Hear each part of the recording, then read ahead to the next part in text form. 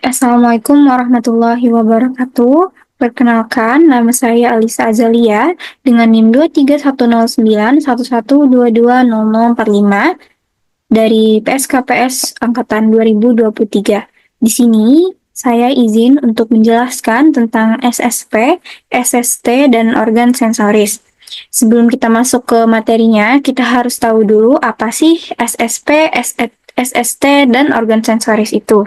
Nah, yang pertama ada SSP atau itu singkatan dari sistem saraf pusat. Sistem saraf pusat itu terdiri dari otak dan sumsum tulang belakang. Fungsi utamanya untuk memproses informasi yang diterima dari tubuh dan mengkoordinasi dari respons. Nanti si otak bertanggung jawab atas fungsi-fungsi kompleks seperti pemikiran, ingatan, dan pengendalian emosi. Sedangkan sumsum tulang belakang nantinya berperan dalam menghubungkan otak dengan saraf di seluruh tubuh dan mengontrol refleks. Selanjutnya, apa sih SST itu? Seperti SSP, SST itu merupakan singkatan dari sistem saraf tepi. Sistem saraf tepi itu merupakan jaringan saraf yang berada di luar otak dan sumsum tulang belakang.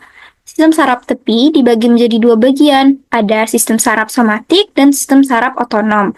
Sistem saraf somatik mengontrol gerakan otot secara sadar, sementara sistem saraf otonom mengatur fungsi-fungsi otomatis tubuh seperti detak jantung, pencernaan, dan pernafasan. Sistem saraf tepi bertanggung jawab untuk membawa sinyal dari tubuh ke sistem saraf pusat dan sebaliknya. Setelah itu, yang terakhir ada organ sensoris. Nah, apa sih organ sensoris itu?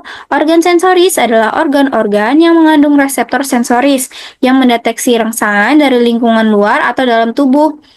Contohnya adalah mata. Mata itu untuk penglihatan, telinga untuk pendengaran, hidung untuk penciuman, lidah untuk pengecapan, dan kulit untuk merasakan sentuhan. Organ sensoris ini mengirimkan informasi ke sistem saraf pusat untuk diproses dan ditafsirkan, memungkinkan kita merasakan dan merespon rangsangan. Baik, kita lanjut ke sistem saraf pusat tadi. Nah, sistem saraf pusat tadi kan dibagi menjadi dua. Ada otak atau esencephalon dan medula spinalis atau sumsum tulang belakang. Yang pertama, kita akan membahas tentang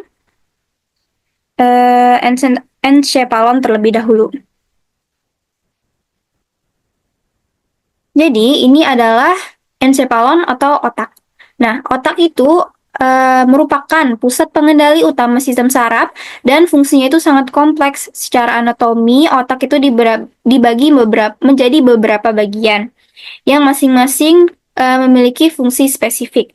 Yang pertama nanti itu adalah di sini ada encephalon atau otak, di mana nanti dia akan terbagi menjadi tiga, ada prosencephalon, mesencephalon, dan rhombencephalon, di mana nanti dia itu akan terbagi lagi, si prosencephalon menjadi telencephalon dan diencephalon, lalu nanti mesencephalon tetap menjadi mesencephalon, sedangkan rhombencephalon itu akan terbagi lagi menjadi tiga, ada pons, cerebellum, dan medulla oblongata. Oke, kita lanjut ke pembahasan berikutnya. Nah, di encephalon ini dia itu memiliki beberapa lobus. Ada lobus frontal, lobus frontal, lobus parietal, lobus temporal, dan lobus occipital. Yang pertama, kita akan membahas tentang lobus frontal terlebih dahulu. Nah, yang pertama, apa sih lobus frontal itu? Nah, lobus frontal itu berperan dalam pengambilan keputusan, perencanaan, pengendalian, gerakan, perilaku, dan emosi. Ini juga penting untuk kemampuan bicara karena ada area Broca. Kita bahas dulu tentang struktur-struktur yang terdapat di lobus frontal.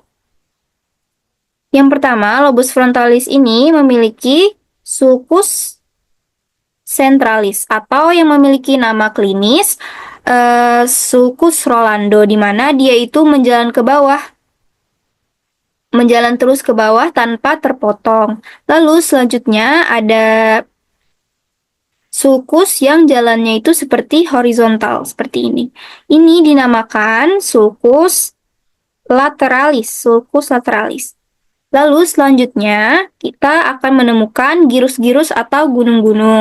Nah, yang pertama ada di depan dari sulcus centralis atau sulcus Rolando tadi, yang dinamakan girus precentralis, karena dia berada di depan dari sulcus centralis. Di depan dari girus precentralis tadi ada sulcus precentralis. Nah, sulcus precentralis ini nantinya akan ada lagi di depannya eh, tiga struktur ini, girus-girusnya. Yang pertama ada girus frontalis superior. Girus frontalis superior ini di bawahnya akan ada sulcus frontalis superior. Lalu di bawah sulcus frontalis superior akan ada lagi girus frontalis medius. Di mana girus frontalis medius ini di bawahnya itu akan ada juga sulcus frontalis inferior. Setelah sulcus frontalis inferior, dia akan ada dari girus frontalis inferior, di mana si girus frontalis inferior ini dia memiliki tiga pars. Ada yang paling dekat dengan girus presentalis tadi, itu dinamakan pars opercularis. Lalu ada lagi yang seperti huruf U, ini dinamakan pars triangularis. Selanjutnya ada lagi yang letaknya di paling ujung. Ini namanya adalah girus frontalis inferior pars orbitalis. Nah, kita akan membahas juga tentang fungsi-fungsi dari girus tadi. Di mana si girus presentralis ini dia itu memiliki fungsi untuk primary motor cortex. Dan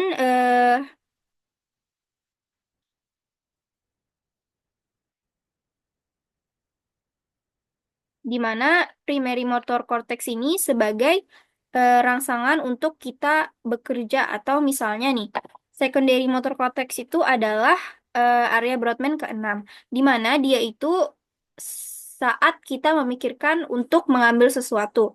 Dan ketika kita ingin mengambil sesuatu, itulah secondary motor cortex. Sedangkan ketika kita sedang mengambil sesuatunya itulah yang dinamakan primary motor cortex. Lalu tadi seperti yang saya sebutkan bahwa di lobus frontalis ini terdapat area Broca, di mana itu menjadi pusat komunikasi. Selanjutnya kita akan membahas tentang lobus frontalis.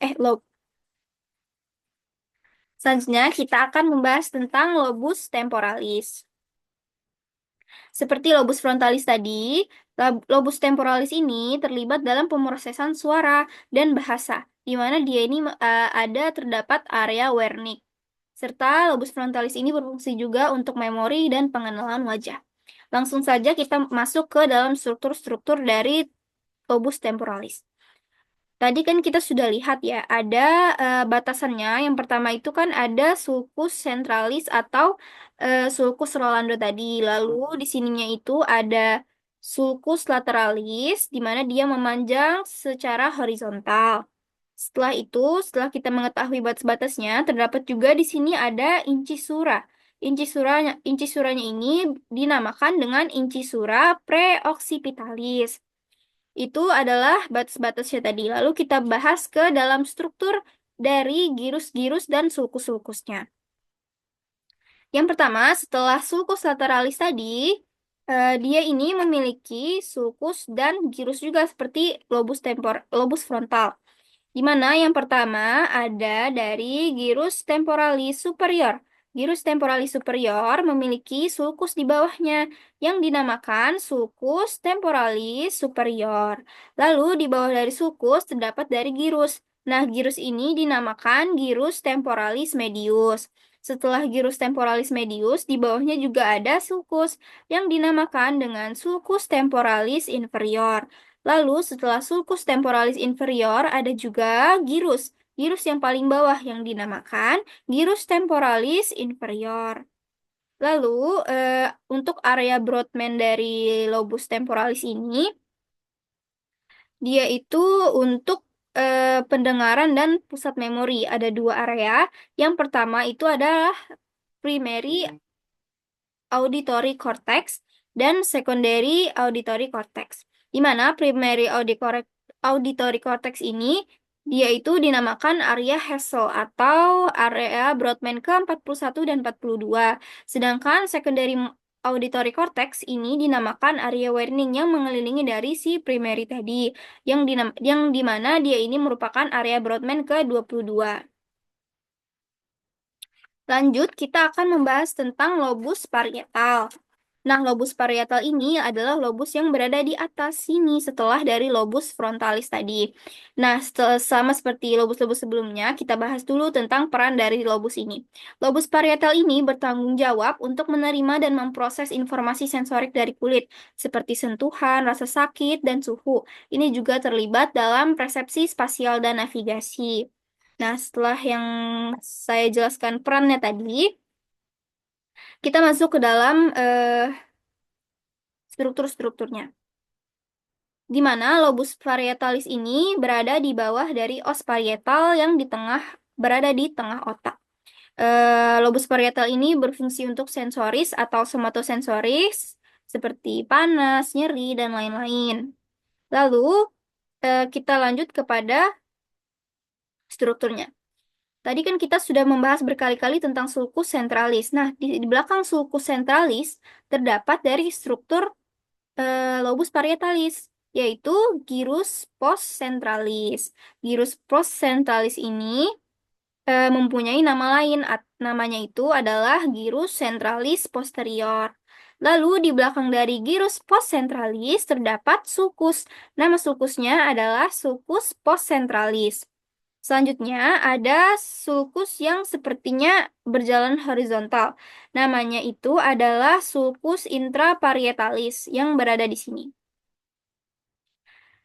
Lanjut, terdapat juga girus dari lobus parietal, di mana dia ini sebenarnya kurang kelihatan, tetapi eh, ada dua. Yang pertama ada girus supramarginalis dan girus angularis, di mana dia ini dua-duanya nanti akan disebut sebagai lobulus parietalis superior. Nah, yang pertama kita bahas dulu tentang girus supramarginalis. Girus supramarginalis itu adalah yang seperti huruf N ini. Lalu ada juga satunya ada yang dinamakan girus angularis. Yes.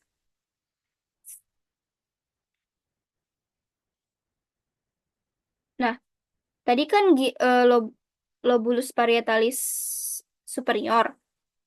Karena ada superior, berarti ada juga lobulus parietalis inferior. Setelah itu, kita lanjut ke dalam medial otaknya.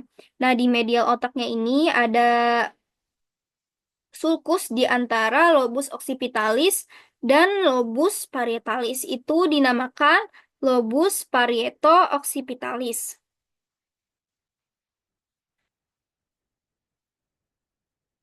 Dia sebenarnya yang ini ya, teman-teman.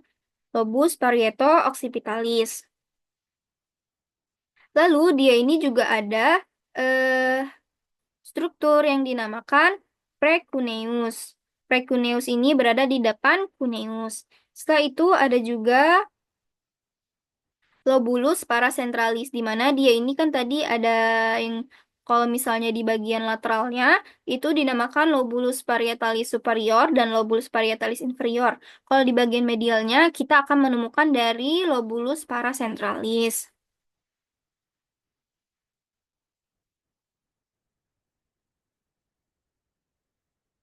Nah, lanjut kita akan membahas tentang area Brodmann-nya.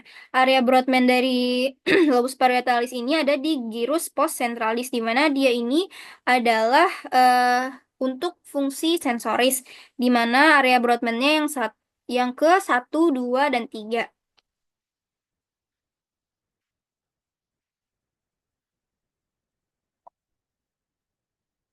Lanjut ke lobus terakhir, yaitu lobus occipitalis.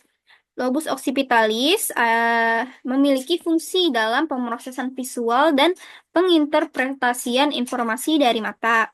Yang pertama, kita bahas dulu untuk batas-batasnya. Tadi kan kita sudah bahas di mana batas untuk medialnya tadi ada sulcus parieto-occipitalis, di mana sebenarnya untuk mengetahui dari lobus occipitalis ini agak sulit. Jadi kita akan membuat dari garis khayalnya. Yang pertama, kita tentukan dulu dari sulcus parieto occipitalis tadi. Lalu kita akan lihat di mana tadi kita kan sudah mengetahui ada incisura preoccipitalis. Nah, setelah itu dari sulcus tadi kita tarik ke depan ke incisura preoccipitalis. Nah, itulah yang dinamakan lobus occipitalis. Oke, struktur-strukturnya kita bahas dulu dari bagian medial. Di bagian medial,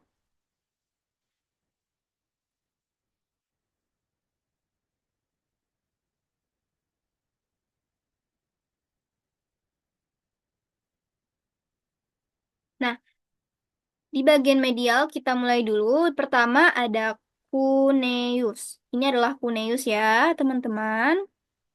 Setelah itu ada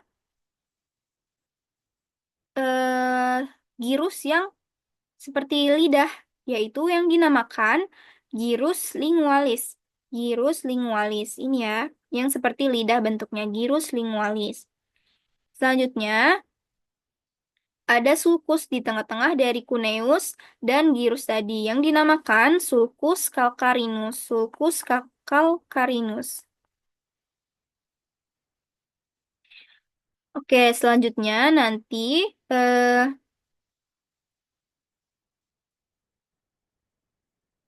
oke, sulcus calcarinus ini memiliki nama lain yang dinamakan fissura calcarina, yang nantinya dia ini akan menjadi area Brodmann ke-17.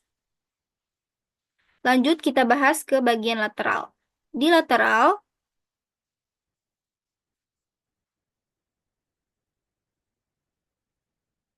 di bagian lateral dia akan terdapat sulcus lunatus. Sulcus lunatus. Karena bentuknya seperti bulan sabit. Lalu, karena lobus occipitalis ini lumayan susah juga untuk mengetahui dari girus-girusnya, makanya biasanya dia itu disebut sebagai giri occipitalis yang berarti jamak. Tapi nanti giri occipitalis ini bisa dibagi menjadi beberapa girus. Yang pertama ada girus occipitalis superior, girus occipitalis media, dan girus occipitalis inferior. Setelah itu ada juga sulcus intraoccipitalis, di mana ini juga kurang kelihatan.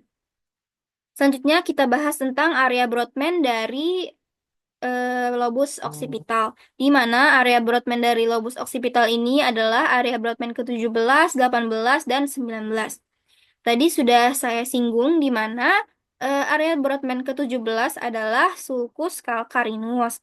Lalu untuk area Brodmann ke-18 dia itu di luar dari sulcus calcarinus. Biasanya kita gambar seperti ini. Ini misalnya sulcus calcarinus yang dimana dia berarti area Brodmann ke-17. Lalu di sekitarnya itu adalah area Brodmann ke-18.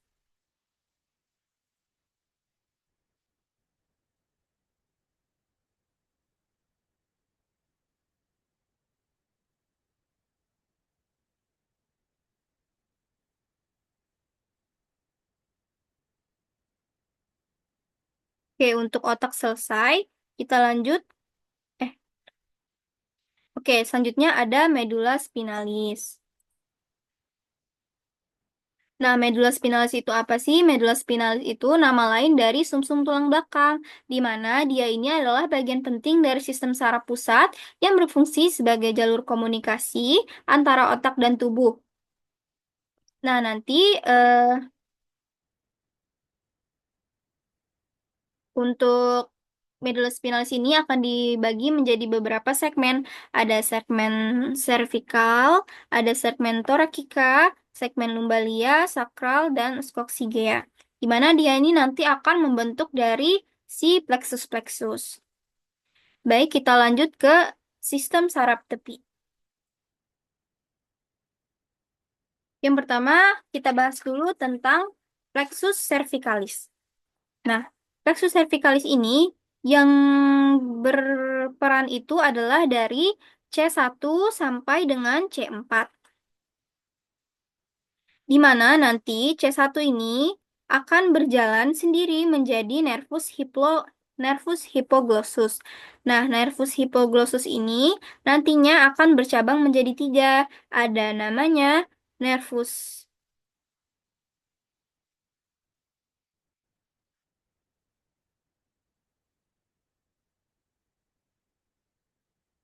nervus geniohyoideus, di mana nanti si nervus. Nah, si nervus hypoglossus ini nantinya akan menginervasi dari tiga muskulus. Yang pertama adalah musculus geniohyoideus, lalu musculus thyrohyoideus, dan radix superior ansa cervicali.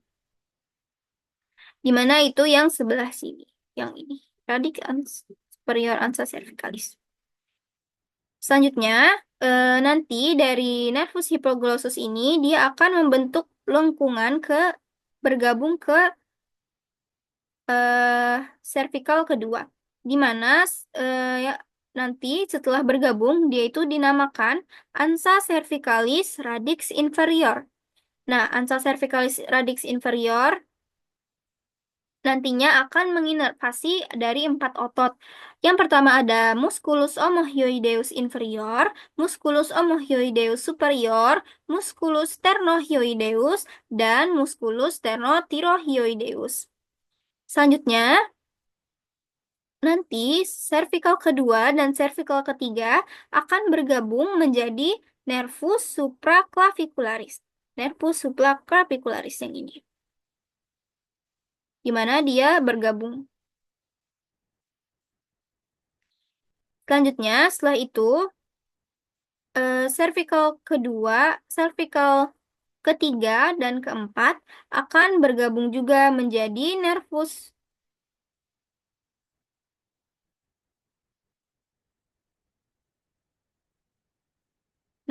cervical ketiga dan cervical keempat akan bergabung menjadi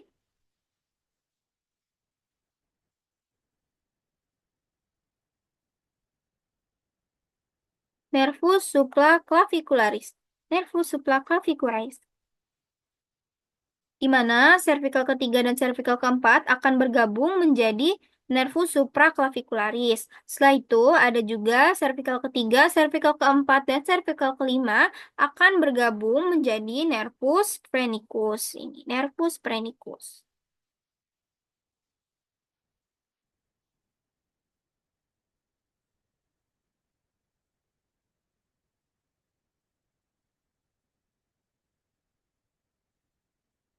Oke. Selanjutnya kita akan bahas tentang plexus brachialis. Plexus brachialis, kita akan plexus brachialis ini dia itu dari cervical ke 5, 6, 7, 8, dan T1. Oke, dia dari cervical kelima sampai T1. Yang pertama, nantinya di cervical kelima dan keenam, dia itu akan bergabung dan terbagi menjadi dua. Ada divisiones anterior dan divisiones posterior. Lalu, cervical ketujuh akan berjalan sendiri menjadi truncus medius, di mana dia juga akan terbagi menjadi dua. Ada divisiones anterior dan divisiones posterior. Lalu, cervical ke-8 dan truncus dan torakal ke-1, dia akan bergabung menjadi truncus inferior yang akan terbagi juga menjadi dua, ada divisiones posterior dan divisiones anterior. Selanjutnya, divisiones anterior dan posterior tadi, eh, selanjut, selanjutnya divisiones anterior truncus superior dan divisiones anterior truncus medius akan bergabung menjadi fasciculus lateralis. Fasciculus lateralis nantinya akan berjalan lurus dan menjadi nervus musculocutaneus. Nih. Selanjutnya, divisiones posterior truncus superior, terus divisiones posterior truncus medius, dan divisiones posterior truncus inferior akan bergabung menjadi satu, menjadi fasciculus posterior yang berada di belakang nervus axillaris. Selanjutnya, divisiones anterior dari truncus inferior ini akan berjalan sendiri menjadi fasciculus medialis dan akan berjalan lurus menjadi nervus ulnaris. Setelah itu, dari fasciculus lateralis dan fasciculus medialis akan bergabung menjadi nervus medianus. Setelah itu, fasciculus posterior ini juga akan bercabang menjadi nervus axillaris yang berada di atas dan nervus radialis yang berada di bawah.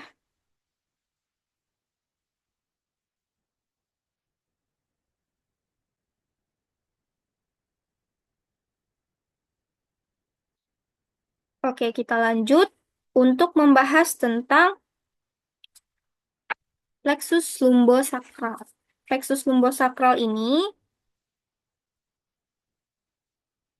dia itu terbagi menjadi dua, ada lumbalis dan sakralis. Di mana lumbalis itu dari L1 sampai L4 dibantu dengan torakal ke-12, sedangkan sakralis itu dari lumbal kelima sampai sakral ketiga yang dibantu dengan S4. Mungkin bisa dilihat dari gambar. Oke, selanjutnya kita akan membahas tentang organ sensoris. Yang pertama ada organ sensoris dari mata. Yang pertama, kita akan membahas tentang external anatomy of eye atau struktur terluar dari mata. Di sini kita mulai dari yang paling atas. Yang pertama ini adalah supercilium. Supercilium ini adalah nama lain dari alis, di mana dia memiliki fungsi untuk menahan keringat dan mengalirkannya ke nasal atau hidung. Jadi, keringat tadi tidak akan jatuh ke arah mata. Selanjutnya, kita terdapat kelopak mata, di mana kelopak mata ini terbagi menjadi dua. Oh ya, nama lain dari kelopak mata adalah palpebra, di mana palpebra ini ada palpebra superior dan palpebra inferior. Di mana palpebra superior ini akan terbagi menjadi dua pars, ada pars supratarsalis dan pars tarsalis. Selanjutnya, setelah dari palpebra, kita akan menemukan ciliae atau bulu mata di mana dia ini berfungsi untuk melindungi mata dari kotoran atau debu yang akan masuk ke dalam mata. Jadi dia akan menyaring terlebih dahulu. Selanjutnya, dari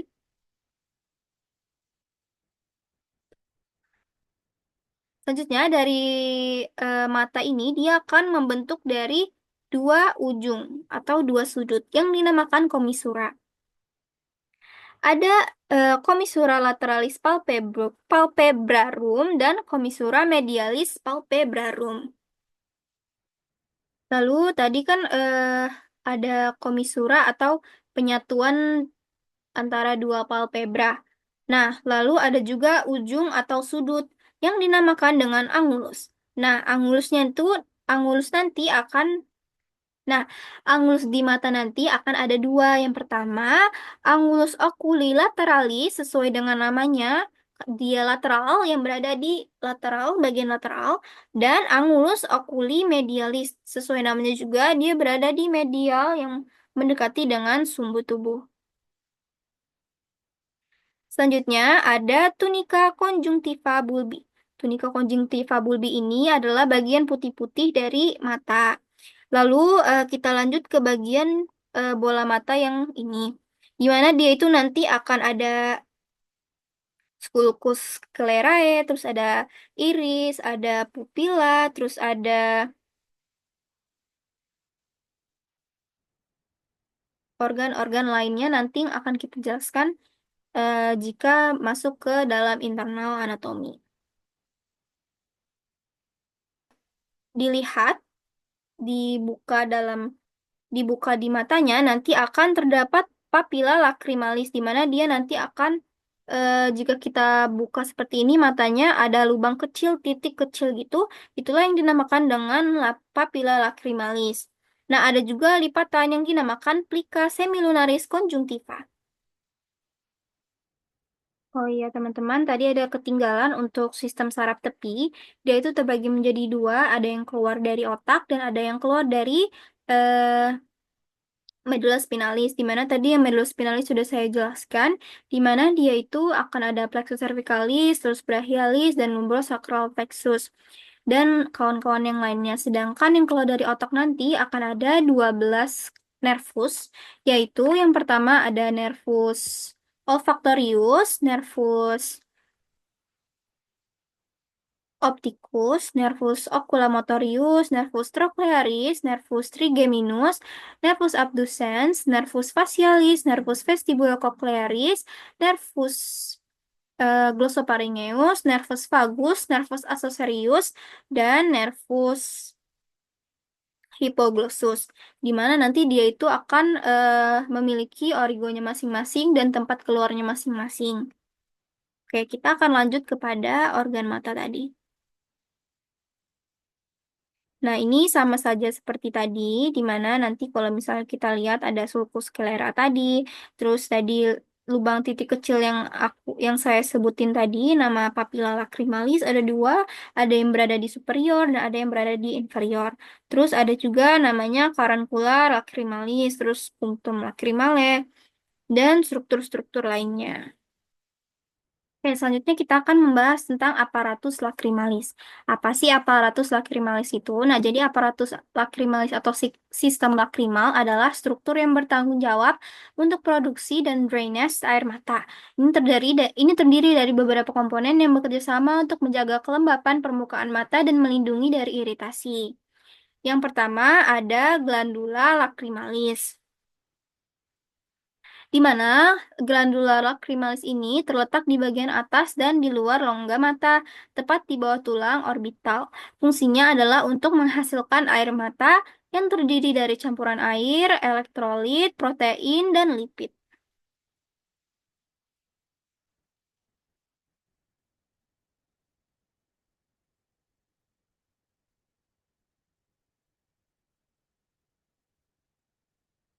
Nah, lalu punctum lacrimal ini adalah struktur kedua dari glandula dari aparatus lacrimalis, di mana dia ini adalah dua lubang kecil yang berada di sudut dalam atau medial kelopak mata atas dan bawah yang akan membasahi mata dan akan mengalirkan air mata melalui lubang ini.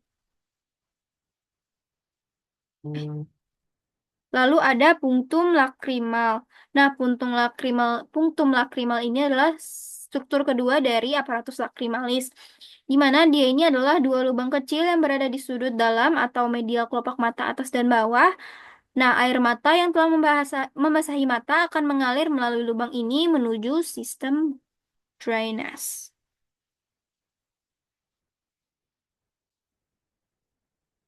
Lalu ada canaliculus lacrimalis. Nah, canaliculus lacrimalis ini terbagi dua, ada yang superior dan ada yang inferior. Setelah melewati dari punctum lacrimal tadi, air mata akan mengalir ke dalam canaliculus lacrimalis. Nah, canaliculus lacrimalis ini adalah saluran-saluran kecil yang menghubungkan punctum lacrimalis dengan sulcus lacrimalis. Setiap mata memiliki dua canaliculus. Yang pertama ada superior dan yang kedua ada inferior yang akhirnya akan bergabung membentuk saluran yang lebih besar.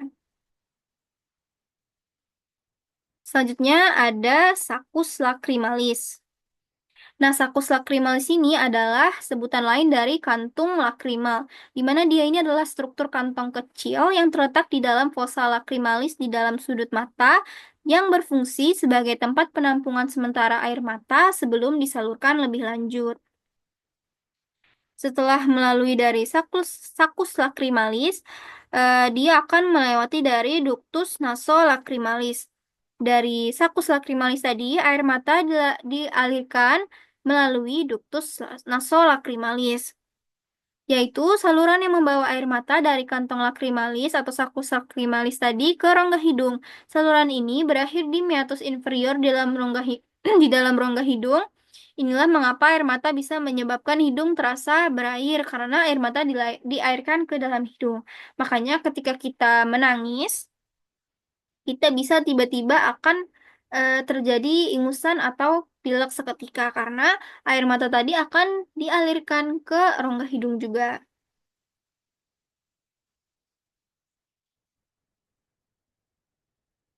Selanjutnya ada muscle of the eyeball. Nah, di sini ada beberapa otot yang akan saya lihatkan. Yang pertama ada musculus obliquus inferior, terus ada musculus levator palpebra, superior, terus ada musculus obliquus. Mohon maaf, yang pertama ada. Oke, kita di sini akan membahas tentang muscle of the eyeball. Yang pertama adalah musculus obliquus superior, lalu ada musculus levator palpebra superior, lalu ada musculus rectus lateralis, selanjutnya ada musculus rectus superior, lalu ada musculus rectus medialis. Ini adalah otot-otot dari ekstraokular. Setelah itu nanti dari internal anatomy of the eye kita akan membahas di mana di sini terbagi menjadi banyak struktur. Kita bahas dulu dari di depan sini. Pertama, nanti dia ini akan dilapisi oleh epitel. Namanya adalah epithelium anterius, di mana ini merupakan kornea. Nah, kornea ini terbagi menjadi beberapa lapisan. Ada 4 lapisan. Ada epithelium anterius, lalu ada membrana Bowman, terus ada substantia proprianya, lalu ada membrana Descemet, setelah yang paling akhir adalah epithelium posterior. Setelah kornea, nanti akan ada iris. Nah, iris inilah yang akan membentuk dari si pupil, di mana dia ini nanti akan memanjang atau memendek sehingga pupil kita itu bisa membesar atau mengecil.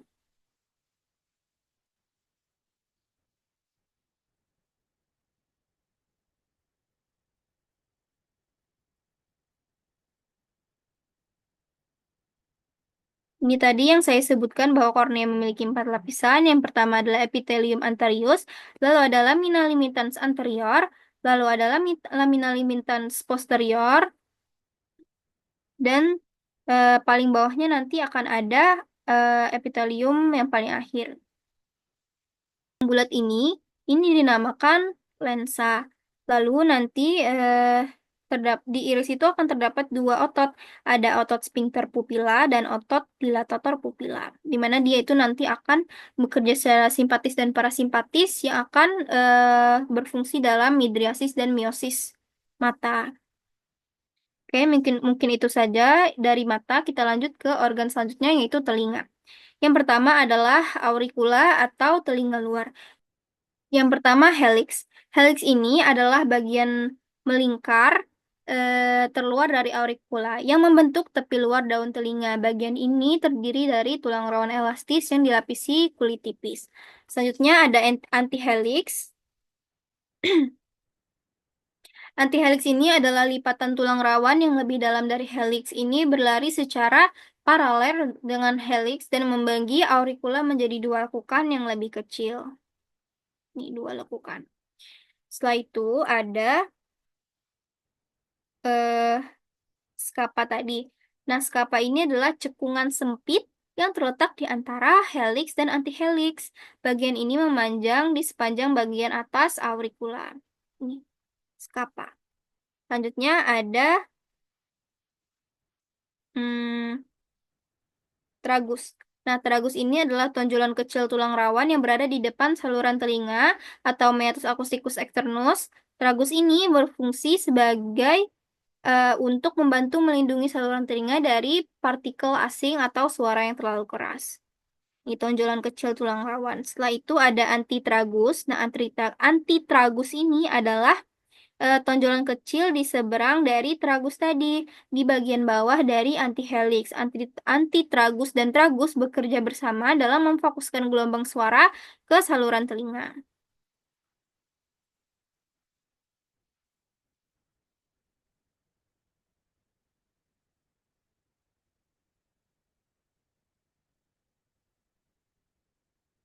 Lalu ada lobulus auricula, di mana ini adalah bagian bawah daun telinga yang tidak mengandung dari tulang rawan.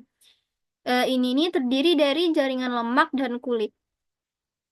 Di mana biasanya kalau pada perempuan ini akan dipasangi dari anting. Oke, selanjutnya adalah meatus acousticus externus atau saluran telinga luar. Adalah bagian dari telinga yang menghubungkan dari auricula atau daun telinga tadi dengan membrana timpani atau gendang telinga. Saluran ini berfungsi untuk mengarahkan gelombang suara ke gendang telinga dan melindungi telinga bagian dalam. Berikut adalah struktur dan anatomi utama untuk meatus acousticus externus.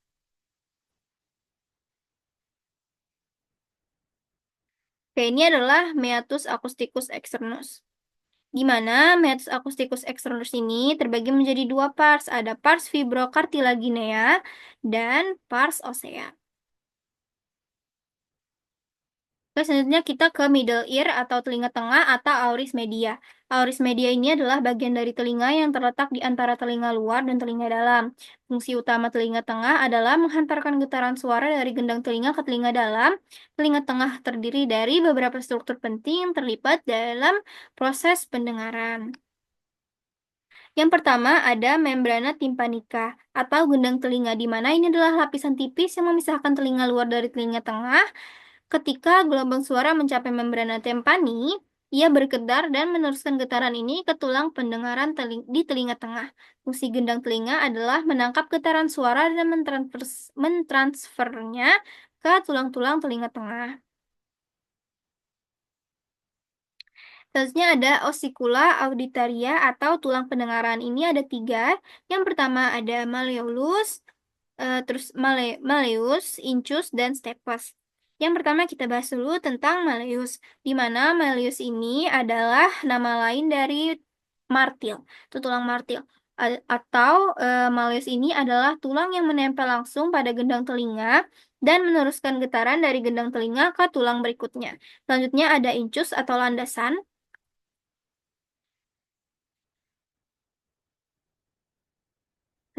Selanjutnya ada incus atau landasan, di mana tulang ini berada di antara malleus dan stapes. Incus mentransmisikan getaran dari malleus ke stapes. Selanjutnya ada stapes atau sanggurdi. Ini adalah tulang terkecil di dalam tubuh manusia. Stapes terletak di ujung sistem tulang pendengaran dan meneruskan getaran ke telinga dalam melalui oval window. Selanjutnya ada tuba auditiva atau tuba eustachi atau tuba auditori, di mana dia setelah getarannya diteruskan tadi, nanti dia akan berlanjut ke tuba eustachi, di mana tuba eustachi ini adalah saluran yang menghubungkan telinga tengah dengan bagian belakang hidung dan tenggorokan atau nasofaring, memiliki fungsi untuk menjaga keseimbangan tekanan udara di kedua sisi membran timpani sehingga gendang telinga dapat bergetar dengan bebas. Tuba eustachi ini biasanya tertutup, tetapi terbuka saat kita menelan, menguap, habis itu mengunyah dan membantu untuk menyeimbangkan tekanan. Nantinya yang mempersarafi dari fungsi pendengaran ini adalah nervus ke-8 atau nervus vestibulocochlearis. Mungkin itu saja yang dapat saya sampaikan. Sebelumnya, terima kasih banyak dan mohon maaf apabila terdapat kesalahan dalam cara penyampaian saya. Sekali lagi, saya ucapkan terima kasih banyak-banyaknya telah menonton video ini. Saya akhiri. Wassalamualaikum warahmatullahi wabarakatuh.